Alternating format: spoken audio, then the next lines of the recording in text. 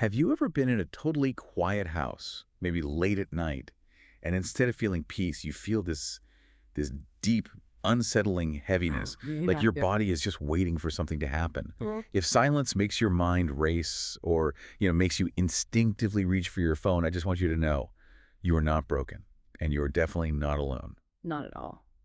Welcome back to another deep dive where we unravel mysteries, spark curiosity, and make sense of complex ideas together. And we have a fascinating stack of listener sources today, all getting at this one core question.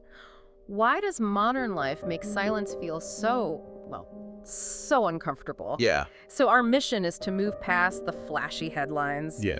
the ones that just claim silence is a threat, and really get into the genuine neuroscience of it all. And that is such a key distinction because the feeling itself is very real. It's that tension, that restlessness, even when logically, that you're perfectly safe.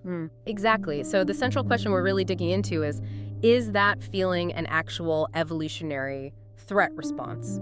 Is your amygdala firing off?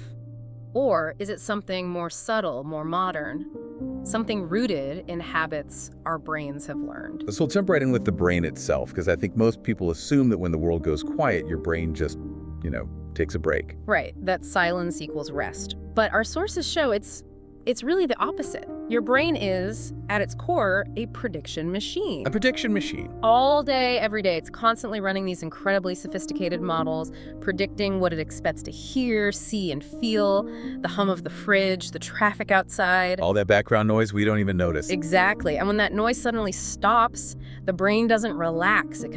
It leans forward because its prediction has just been violated. Wait, hold on. So the brain is actually expending energy on the absence of sound. It's not registering nothing. It's registering a missing piece of data. Precisely, and that's where the science gets really cool. When a sound you expect is suddenly gone, your brain logs what neuroscientists call a sensory prediction error. Okay. We can actually see it on brain scans. The auditory cortex, the part that processes sound, it doesn't shut down. It actually generates a clear signal that basically says, hey, something's off here, input is missing. So what does it do about that error? Does it just sit there and wait? No, it actively tries to compensate. And this brings us to this idea of neural game.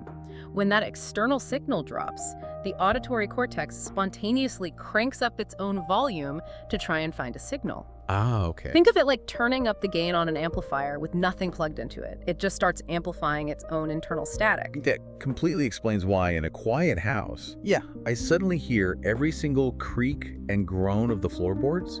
My brain is literally turning up the volume. It is, and for someone with a condition like tinnitus, it's a profound effect. The tinnitus gets so much worse in a quiet room because the brain, with no external sound to process, just amplifies that internal ringing until it's deafening. And that amplification isn't just for external sounds, right? It turns inward. When the outside world is quiet, the inside world gets incredibly loud. That's the perfect transition. This is where the default mode network, or DMN, really takes over. The DMN. The DMN is your brain's internal focus system. It lights up whenever you're not focused on an external task. It's handling your memories, your self-talk, your daydreams, planning for the future. It's basically your inner narrator. And for a lot of us, when that narrator gets the stage all to itself, the story it tells is, well, it's often pretty anxious or critical. That's the crux of it. When the DMN activates without any distraction, you get this intense self-awareness. It just opens the floodgates for intrusive thoughts, for worries, for rumination. One of our sources put it perfectly. It said, silence doesn't create anxiety. It just removes the distractions that were hiding it. Wow. The anxiety was already there. You just stop scrolling, and suddenly you're face to face with the very thoughts you were trying to avoid. Okay, so we have to address the most famous argument for this, the one everyone's heard of. This evolutionary idea of the predator hush. It's so persuasive, isn't it? It just makes intuitive sense. Totally. The idea that for our ancestors, the background noise, the birds, the insects suddenly stopping meant a predator was nearby. That noise was a safety signal. And when that signal disappeared, it was time to be on high alert. We even have some good supporting evidence for this. Studies in our sources showed that rats, for example, will literally freeze when a constant background noise is suddenly cut off.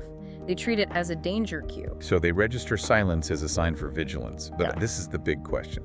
Is that ancient mechanism really what's driving our discomfort when we're sitting in our living room? And this is where we have to draw that critical distinction. It's the difference between vigilance and outright threat detection. Okay. The neuroscience sources are pretty clear on this.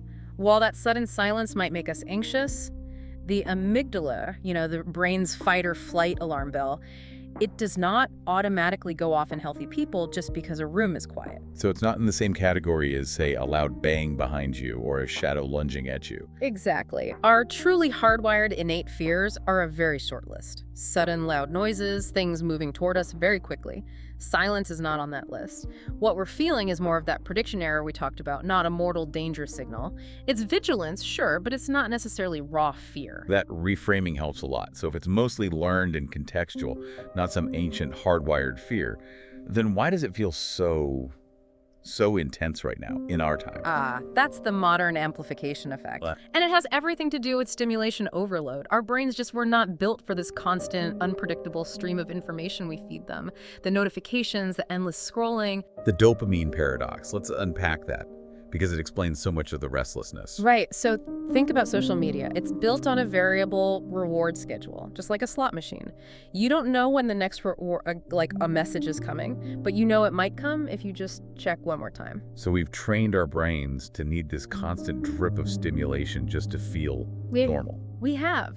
And for people who are chronically overstimulated, when you take that input away, when you introduce silence, the brain can actually trigger a neurochemical stress response. It feels less like relaxation and more like deprivation, like withdrawal.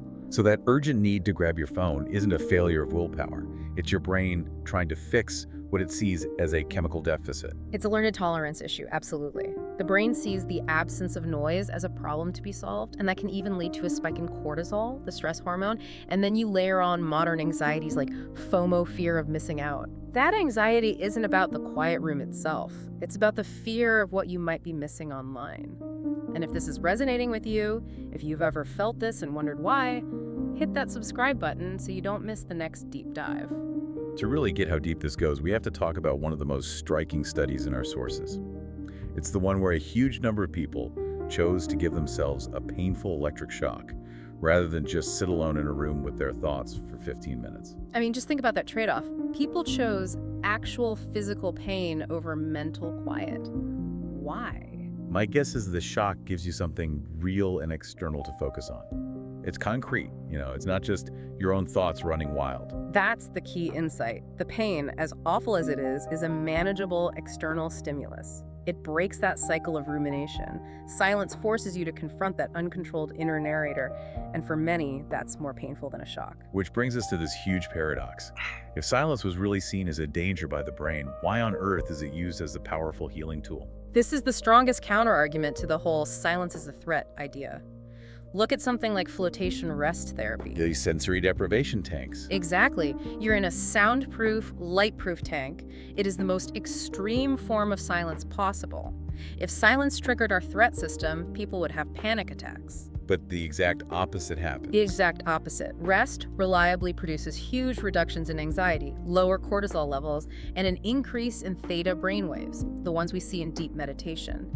When the brain is in a safe, predictable environment, it interprets extreme silence as safety, not danger. And the research on kids backs this up too, right? That this is learned. Oh, absolutely. Yeah. Young children who haven't been conditioned by a decade of smartphones and constant background noise, they don't have an innate discomfort with quiet. In many cultures and schools like Montessori, silence is actively taught as a valuable state for focus.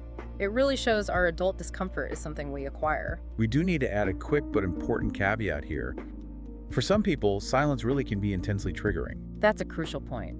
For individuals with, say, PTSD, a trauma history, or severe anxiety, silence can absolutely amplify hypervigilance. They become so aware of their own heartbeat, their breathing, and they can misinterpret those signals as danger. But that's a case of pathological dysregulation, not how the system is designed to work for most people. So if this uneasy feeling is really just the sound of our nervous system trying to find a new, quieter baseline, how do we actually start to retrain it? The goal is recalibration. We have to reframe that feeling. It's not a warning sign, it's just discomfort. And remember, it's chronic noise that's the real threat to our cognitive function. It impairs memory, it elevates stress. Quiet, on the other hand, supports focus and creativity. So we need to approach silence like Like a practice, something we build up to. Exactly. And there are some simple evidence-based steps. First, start with predictable quiet. If you always have a podcast on during your commute, maybe just try 5 minutes of silence. The predictability makes it less of a shock to the system. Okay, that makes sense. It's less jarring if you choose it. Yes. Second, use short, repeated exposures. Treat it like exercise. And third, maybe most importantly, practice anchoring your attention. When those thoughts rush in and don't fight them, just notice them. And just reframing the feeling itself, seeing the restlessness as your brain recalibrating, not as a danger signal, that seems like it would be a huge step. It is the cognitive key. When you pull all this together, you see we've been confusing 3 totally different things. There's 1, threat detection, the amygdala screaming, which is basically absent. 2, there's prediction error, the brain just flagging missing data, which is neutral. And 3, there's cognitive discomfort from our habits and our DMN, which is where almost all the uneasiness is coming from. So we've basically trained ourselves to misinterpret the discomfort of withdrawal from stimulation as an ancient danger signal. We got hooked on noise, and now our nervous system complains when we take it away. And that, I think, wraps up our deep dive. We hope we sparked your curiosity, challenged that common assumption about silence being a threat, and maybe expanded your understanding of your own nervous system. It leaves me with a final thought. If our ancestors relied on noise for safety, what new silent signal are our future brains evolving to seek out in this incredibly noisy, hyper-connected world? That is something to think about. You can find My Mind Mashups everywhere you listen. Amazon Music, Audible, Facebook, Pocket Casts, Spotify, TikTok, and YouTube. Drop your thoughts in the comments. Your perspective could shape our next deep dive. And don't forget to like, comment, and subscribe to hear more My Mind Mashups deep dives.